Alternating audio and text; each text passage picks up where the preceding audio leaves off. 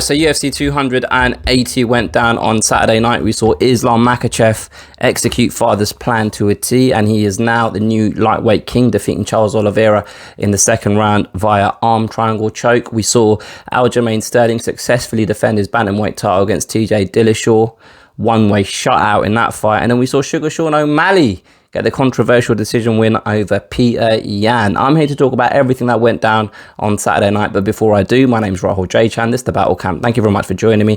If you're new to the channel, please do consider subscribing. Also, you can, if you want, follow me on social media. All you got to do is search at the Battle Camp and I will pop up. Now, look, before I start talking about the fights, I just quickly want to kind of tell you guys how I feel about the event in general, right? Because UFC 280 was being billed as the most stacked card of the calendar year for UFC, right? And I wasn't going to argue with it, right? Because the talent we had on show and the competitiveness of all of the fights on the card, it did make for something that I thought was going to be incredibly exciting, right? To add to it, the card itself aired primetime UK time for once, and not 3 in the morning going on till 7 in the morning. I actually watched this out in public in a pub with friends, and I don't get the opportunity to do that very often. The atmosphere in the place was good. There were so many people in there. I spoke to random people that actually knew about the sport, that had valid opinions about fighters and who they think they're going to win, with a good justification as to why they think said fighter's going to win. So all of this was like all exciting. Like, I was really looking forward to the card, right? And then I came away from watching the card slightly disappointed, if I'm honest with you. And I kind of thought to myself, why was I underwhelmed by what I just saw unfold that night? And I put it down to 2 reasons, really. One is the fights kind of didn't live up to my expectations, right? And it's not the fighter's fault. It's just my perception going into the event was we're going to see these really close fights. And the 2 title fights that we saw weren't close at all. We saw Islam Makhachev control and then beat Charles Oliveira in quick time, within 2 rounds. And then we saw Aljamain Sterling do exactly the same thing. Perhaps he had even more of a dominating performance against TJ Dillashaw, and I wasn't mentally prepared for that. I didn't think these 2 guys would win these fights so easily. I think the other thing that I kind of missed a little bit was being able to hear the commentary. Like, because I watched 99% of these cards on my own, I can hear every single word that the commentators are saying. I can hear what the fighters are saying to the corner team between rounds and things of that nature. And I couldn't hear any of that in this pub because there were so many people making so much noise. So on one hand, I really enjoyed it because of the atmosphere, but it also took away from some of the viewing experience for myself. So I suppose I was a little bit kind of disappointed on Sunday when I was sitting there, because the card itself just didn't deliver what I thought I was going to get. And that's not me saying that the UFC put together a shit card, because they didn't. And that's not me saying that the fighters didn't fight to their full capacity, because they did. It was just my expectations weren't met. And I'm going to get into that now, because let's start talking about the fights, right? So I put a £10 bet on before the fight started, and you know who I bet on? I bet on Sean Brady to beat Belal Muhammad. I bet on Gamrot to beat Beneil Dariush. I bet on TJ Dillashaw to beat Aljamain Sterling, and I bet on Charles Oliveira to beat Islam Makhachev. Do you guys see a pattern there? This is the first time in my entire life of gambling I went 0 for 4 on an accumulator. Like, Charles Oliveira and TJ Dillashaw were underdogs, right? So I can stomach that because I bet on the underdog. But the Gamrot and Sean Brady fights, yeah, I don't quite know what to say about how badly I betted. Now, talking about the main event itself, right? Before the fight, in my preview video, I said I just haven't seen. I've seen Makhachev be dominant. I've barely seen him put a foot wrong against the competition that he's faced. But the problem that I've got is the competition that he's faced, because he's not faced anyone that is top tier talent in that lightweight division yet. And I said that I believe the gap in experience and the gap in the talent that Charles Oliveira has faced in comparison to Makhachev is what's going to work in Charles Oliveira's favour.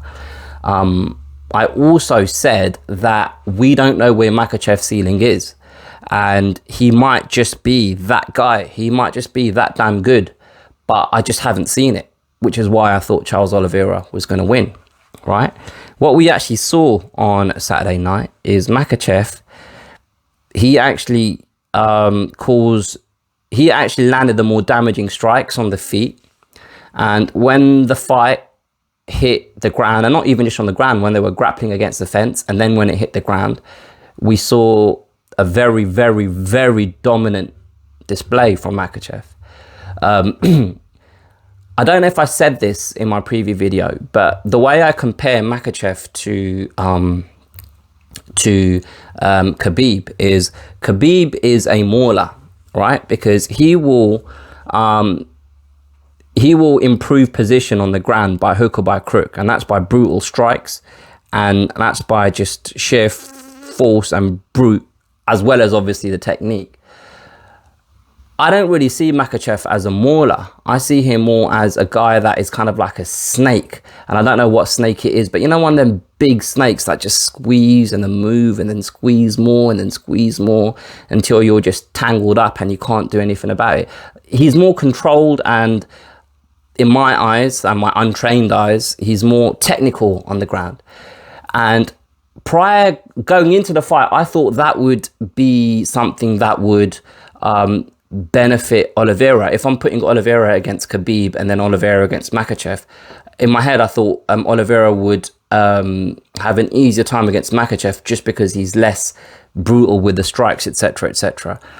And maybe that assessment I made prior was wrong, because maybe the way Khabib's game is on the ground, he would create the gaps that Oliveira needs to reverse or improve his own position when he's on his back, that Makhachev just didn't allow him. Makhachev just didn't allow him the space to do anything when he was on the ground. And going back to the striking exchanges, I think early on in the first round, Makhachev got the takedown. Oliveira was able to get back to his feet, but I think that exchange at that point put the fear of God in Oliveira, because he felt Makhachev and he didn't want to get taken down. He didn't want to go back there, and that kind of made him a little bit tentative when he was striking, which then allowed Makhachev to win the striking exchanges, which put Oliveira in a position where he's beating me up on the feet, and if he goes to the ground, he's going to get the better of me there as well. And that's basically what happened. The way the fight ended, he knocked Oliveira down, quickly jumped on top, got full mount, and got the arm triangle choke. I can't say I was wrong about Makhachev, because I did say he might just be that good. I just haven't seen it, but we saw it. We saw it on Saturday night, 100%. We saw that this guy is definitely the real deal. And to me, right now, he definitely is the best lightweight in the division. I just found it really, really, really interesting to see how good his stand-up was. And that was just because he just doesn't have the concern about the fight hitting the ground. The same way Oliveira didn't against Gaethje, Makhachev doesn't against anyone in the division. The next fight, obviously, they're lining up his Volkanovski against Makhachev, and as good as Volkanovski is, and as you know, he's people are saying he's a pound for pound best fighter in the world. I can't see Volkanovski doing anything that would concern Makhachev. Honestly, it was an A-star performance from Makhachev. He literally showed the level that he's able to operate at, and I don't know who is capable of challenging him. especially with this current roster. Aljamain Sterling against TJ Dillashaw. So I thought that TJ Dillashaw's wrestling and grappling would be on par or at a level that would give Sterling problems, and I thought that his footwork and his ability to strike, or his, in my head, what I thought was a superior ability to strike, would cause Sterling problems, which is why I thought Dillashaw was going to win. Obviously, I didn't know that he had this shoulder injury, and his shoulder kept dislocating in camp, apparently. You know what, right? He said in his post-fight interview that his shoulder dislocated 20 times. And then all I've seen is people just report that, right? Because as I was saying to you guys, I watched this in a pub, so I couldn't hear what they were saying in post-fight interviews and things of that nature, right? But he said his shoulder popped out 20 times in camp. And then the next day, I just saw it reported everywhere on Twitter, on websites, or your usual MMA news spaces. And I thought to myself, where did he say this? Where did he say this number 20, this exact precise number 20 times? And then it was just something that he said in the post-fight interview. So I don't know if it's specifically 20. Obviously, it's probably multiple times. But I just kind of... It wasn't reported that TJ Dillashaw said it happened 20 times. It was like, yeah, TJ Dillashaw's shoulder popped out 20 times during camp, which I found a bit kind of, the balance was a bit off there. But nevertheless, apparently Dillashaw said to Goddard, the referee, prior, that my shoulder might separate. Don't stop the fight if it happens. And you can commend the guy about, he went in there injured. But it's just ill-advised, really, isn't it? And it's not fair. It's not fair on us as fans. It's not fair on Aljamain Sterling as a fighter. Because there's this asterisk next to this win for Aljamain Sterling. Because of the injury that TJ Dillashaw had. And I don't think that's fair for TJ Dillashaw to continue to go into the fight knowing that the chances of him winning are significantly less because of the things that he's dealing with. But at the same time, obviously, there's a fat paycheck on the end of the line for him, so I can understand why he went ahead with the fight. Aljamain Sterling, he is the bantamweight champion. Like there's no contentious issue now, right? Because he's beaten Dillashaw, even though he had an injury. He can only beat the guy that's in front of him, and he dominated Dillashaw. He beat Petr Yan, so there's no controversy now about him being the champion. So now it's about who does he fight next? What does he do next? And to me, I watched his interview with Ariel Helwani yesterday, right, on the MMA Hour. And I've just got a couple of observations about Aljamain Sterling as a fighter outside of the octagon, because everything that he does in the octagon screams to me, this guy is a star ready to be born, right? But outside the octagon, I feel like he needs to just calm it down a little bit, because in that interview with Ariel Helwani, he spent actually no, let's rewind, right? Aljamain Sterling is a guy that is open with his opinion and is vocal about his status as a champion, his status with the UFC, the money that he earns, his commercial value, etc., etc. And as soon as he won that fight, I heard him say, because I rewatched everything afterwards, by the way, so I didn't hear any of this while it was happening, but I did hear it when I rewatched it yesterday. I heard him say, "Oh, Dana, you've bought two of your other champions a car. What about me?" Something along those lines, right? And he's got every right to ask for a car from Dana White. I don't know what their relationship is like, but to me, and it's very easy for me to say, sat here, right, making this video where anything that happens in his life has no implication to me and what I earn and how I eat. But it just felt a little bit beggy, innit? Begging the man for a car. And that kind of, I was like, ooh, that's a bit kind of, don't do that out on the mic. That's something that you can just kind of say when you're having a private conversation afterwards, when you're discussing your next fight or your contract, etc. I don't like it when fighters go on the mic and ask for a bonus, and you know, that kind of. But obviously, maybe these fighters don't have the ability to just have that conversation with Dana White, whether it's on fight night or afterwards, right? But to me, and I might be the minority in this, it just kind of was a bit like, oh, that's a bit cringe, don't do that. And it's funny I say the word cringe, because Aljamain Sterling spent like a big portion of that interview that I started talking about a little while ago with Ariel Helwani, a big portion of that interview, he just spoke about fans and how fans won't criticize him, but they'll never achieve what he's achieved, and they probably just sat there in their mum's basement, which seems to be a go-to insult that fighters have for people that don't fight. Oh, sat in your mum's basement eating Cheetos or whatever it is, and whatever, blah blah blah, right?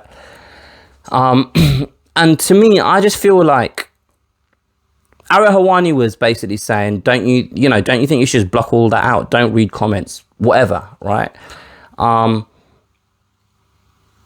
don't care if someone reads comments or not. I just feel as though him addressing these fans that are trolling him talking about fans, sharing their opinions with Aljamain Sterling about his fighting style or ability, about the way in which he does his trash talking, etc., etc. Just him addressing those fans, to me, it diminishes his star power. It brings him down to the level of these people that he's calling losers. What's that saying Jay-Z said in the song? And I doubt Jay-Z made it up, but when two people are arguing from a distance, you can't tell who's the fool, or something like that.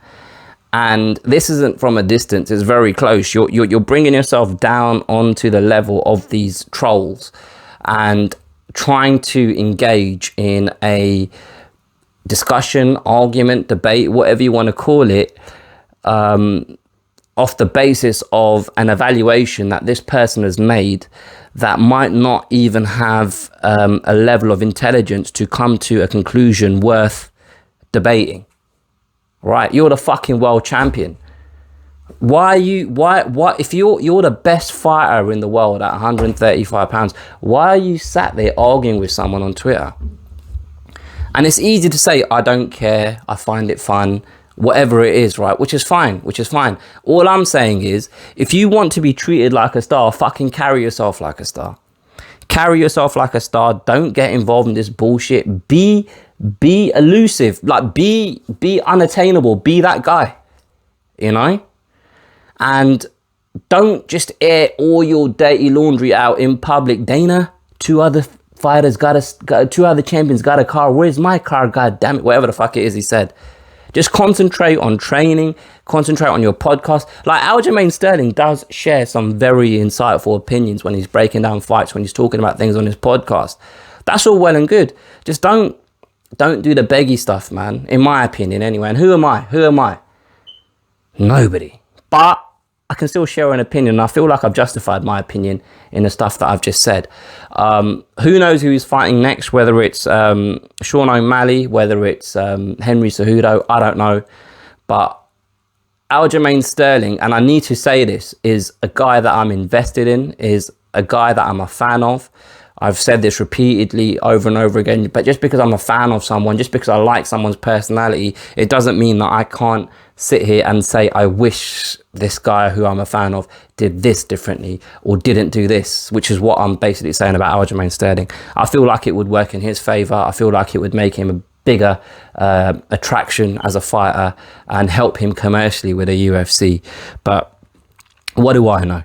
All right, I'm going to try and be a bit quicker because I'm 20 minutes in and I try to make this video in total about 20 minutes. Sean O'Malley against Petr Yan.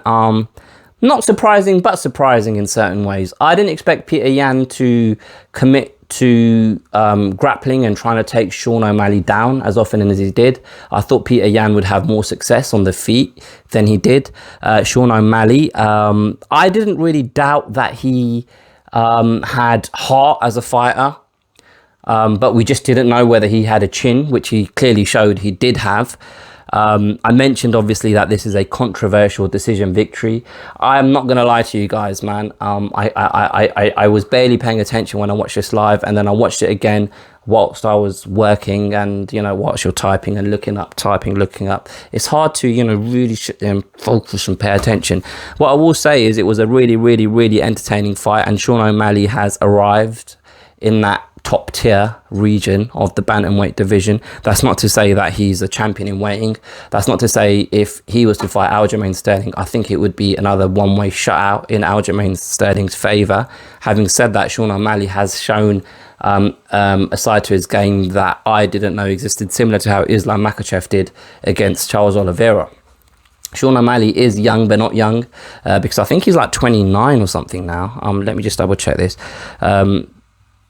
He is 28 at the moment. Oh no, boy, he turned 29 yesterday. Or maybe he was 27, turned 28. It was his birthday yesterday. Happy birthday, Sean. October 24th. So he should be approaching his prime, right? So I'm not sitting here saying that he can never be champion. I just don't think at this moment he can beat Aljamain Sterling. But it would be interesting to see what happens with Sean O'Malley next, whether he gets a title shot, because it seemed as though this was the number one contender fight, whether Henry Cejudo inserts himself into the picture. But fair play to Sean O'Malley, because whether you think he won or whether you think he didn't, one thing you can't deny is that he showed tremendous heart, technique, grit, talent, everything you need to show to be a top fighter. Petr Yan, I don't know if I was disappointed in him. I just feel as though he came up against a guy that had good reach. The size difference in height and length stopped him from showing exactly what he's capable of. Obviously, Sean O'Malley is very well versed on the feet. But I at this point, I don't know whether Petr Yan is a guy that can become champion again. I don't know if he is that guy, man. I remember making videos around the time when he fought Aljamain Sterling the first time, saying that I'm not really convinced by Petr Yan's route to the title. Like, I don't feel like he's beaten the best. I feel like he's had favourable matchups. I don't feel like he's beaten the best there is in the division. And I stand by that comment. So I just don't know whether Petr Yan's got enough to get back to the pinnacle of the bantamweight division. Dariush against Gamrot. Beneil Dariush was very, very impressive in this fight. I think he won all 3 rounds. One of the judges had it 29-28. Gamrot kept trying to engage in takedowns, as you hear fireworks going off and my dog barking, so I'm going to try and wrap this up. It was... Okay, so the fight itself, Gamrot kept trying to take Dariush down and kept trying to engage in grappling exchange, and Dariush to me just kept getting the better of him every single time. Dariush is a guy that looks like he should be a lot slower than he is, and the way he moves, and it's similar to Belal Muhammad, which I'm going to come on to. The way he moves is a little bit like an old man would move, but deceptively, like, he looks slower than he is. Do you know what I mean? But yeah, a very, very, very impressive win by Beneil Dariush. And Dariush obviously was a guy that should have or was booked to fight Islam Makhachev once upon a time. And he got injured and that fight fell by the wayside. And he's kind of found himself in this position where he's not even being discussed about having a title shot. Do you know what I mean? So it'd be interesting to see where he falls in the plans of the UFC. But he's adamant that he's just going to keep fighting, keep winning until he earns that shot. And he puts that in God's hands, he said, in his post-fight interview. So I'll be interested to see where he gets booked, who he gets booked against, and what's next for Beneil. All right, I'm going to just quickly talk about Belal Muhammad against Sean Brady. Now, Belal Muhammad was he shocked me, right? And the reason why he shocked me is how aggressive he was on the feet, because he was engaging in exchanges on the feet. And in my head, I have this perception of Belal Muhammad striking just to close the distance, push a man against the fence, and turn it into one of these fights where he's just controlling position to win the round, right? And that's not what we saw on Saturday night. We saw a guy willing to have a scrap. and he was winning those exchanges on the feet, and it looked as though in that second round he tired Sean Brady out, and obviously Sean Brady was hurt, but he looked as though the pace that Belal Muhammad was keeping was a shock to Sean Brady's system. There was a clear gulf in talent and class in that fight, and I didn't think that existed going into the fight. So fair play to Belal Muhammad. Belal Muhammad's got a weird sort of movement. It's kind of like he's got a limp, the way he kind of herky jerky kind of, it's almost like he's hobbling around. But like I said about Dariush, he's actually faster than he looks like he is. To me, like, Sean Brady, this was his first real test, right, to see how good he is, and in the grand scheme of things, and he failed it miserably, let's be honest, right? Because although there was certain although Sean Brady did have some success on the feet, Belal Muhammad, to me, controlled a large portion of that fight until he eventually finished it.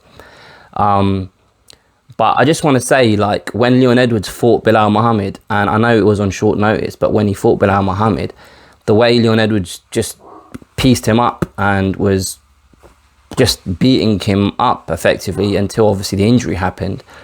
I don't know whether that shows that Belal Muhammad's improved, or whether that shows that Sean Brady just wasn't as good as I thought he was.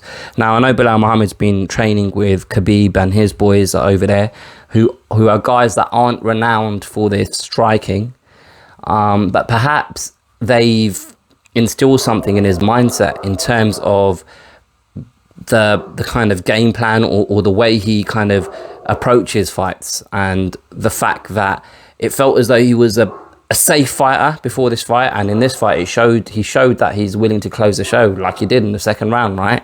So whether it's something that switched in his mind, which has allowed him to be more free with his strikes, and we saw the benefits of that, or whether it's just straight up improvement in his striking, I don't know. But this is a better Belal Muhammad than I've seen in the past. And if it's a case of Sean O'Brady, why do I keep calling him Sean O'Brady? Probably because of Sean O'Malley. If it's a case that Sean Brady just isn't as good as what I initially thought he was, then so be it. We'll find out in Belal Muhammad's next fight. I think Belal Muhammad has now done enough to deserve a bigger name. I'm just going to look to see, because who did he beat prior to this? He beat Luque, right? And Luque was teetering at the top of that division. He's beaten Wonderboy Thompson now. He's beaten Damian Maia, all after the Leon Edwards fight, right?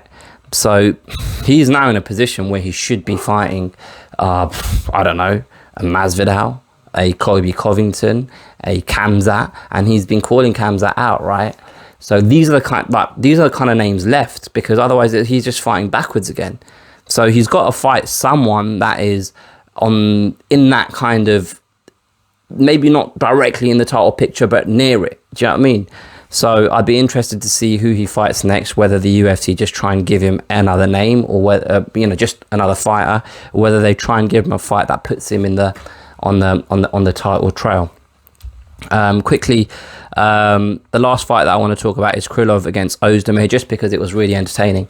So the bar that I was in, they had the UFC on one screen, and they had football, Chelsea against Man United, on all the other ones.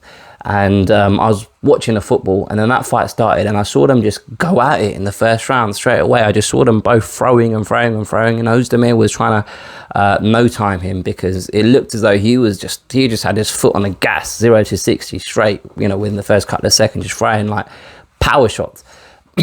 And he was hitting and hurting Krylov. So credit to Krylov for staying in the fight, and credit because even I think the first 2.5 minutes or so, 3 minutes of the first round, it looked as though Ozdemir had, there was a couple of times where it was like, oh, he's going to finish it, and then Krylov managed to take Ozdemir down and land his own strikes, and at that point it was hard to say, is that first round Krylov's or is it Ozdemir's? And for Ozdemir to start it so dominantly and for Krylov to turn it around, and it looked as though he was rocked and hurt, it's, fair play to him. And then obviously I feel like he won the second 2 rounds. So that was a very, very entertaining fight. I just wanted to shout that out. One fight that I haven't had the opportunity of seeing yet, is Muhammad Makhachev against Malcolm Gordon. And Makhachev is a guy that, if you're from the UK, you probably had your eye on since before he joined the UFC. This is his third fight in the organization, his third win, his second finish out of 3, if I'm not mistaken. Yes, I'm just looking as my dog keeps barking because there's fireworks going on outside. So yeah, he's on course to be crowned the youngest ever champion in UFC history should he continue this winning run. He's 22 years old, and he's on the hunt, and he wants to fight again very soon, and that's someone that we all need to keep an eye on. Right, I'm going to call it there. Thank you very much for watching. If you've enjoyed this video, please do hit the like button, share this with a friend, subscribe to the channel if you haven't already. Feel free to share your own opinions about the stuff that I've said in this video, about your own opinions. If I haven't touched on anything that you think I should have, feel free to put it all in the comments, and I'll catch you guys in the comment section, and you'll see me in my next video. Cheers.